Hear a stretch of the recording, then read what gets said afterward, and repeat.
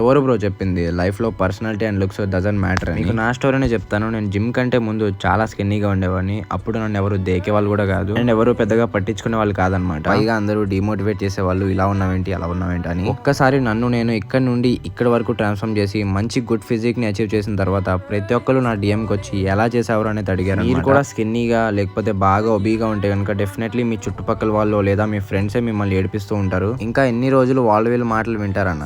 మీరు ఒక మంచి పర్సనాలిటీని బిల్డ్ చేసే వరకు మీకు రావాల్సిన రెస్పెక్ట్ అయితే రాదనమాట. ఇప్పటి నుంచే మీ ట్రాన్స్ఫర్మేషన్ జర్నీని స్టార్ట్ చేయండి. వాళ్ళని వీళ్ళని ఇంప్రెస్ చేయడానికి కాదు, మిమ్మల్ని మీరు మోటివేట్ చేసుకొని మీ సెల్ఫ్ కాన్ఫిడెన్స్ ని ఇంక్రీజ్ చేసుకోవడానికి. ఎలా స్టార్ట్ చేయాలో తెలియకపోతే కనుక కామెంట్స్ లో ట్రైనింగ్ అని కామెంట్ చేయండి. నేను మిమ్మల్ని ట్రైన్ చేస్తాను. మీ హెల్త్ పైన మీరు ఇన్వెస్ట్ చేసుకోవడంలో తప్పే. నాకు ఈ ట్రాన్స్ఫర్మేషన్ జర్నీలో ఒక విషయం అయితే అర్థమైందన్న, మీకు రావాల్సిన రెస్పెక్ట్ అనేది మీరు ఎలా కనిపిస్తున్నారు, మీ పర్సనాలిటీ అండ్ మీ లుక్స్ పైన డిపెండ్ అయి ఉంటుంది. ఇలాంటి మరిన్ని వీడియోస్ కావాలంటే ఇప్పుడే మన అకౌంట్ని ఫాలో చేసుకోండి. ఇంకా నెక్స్ట్ వీడియోలో కలుద్దాం. అంతవరకు బాయ్ అందరికీ. Bye bye.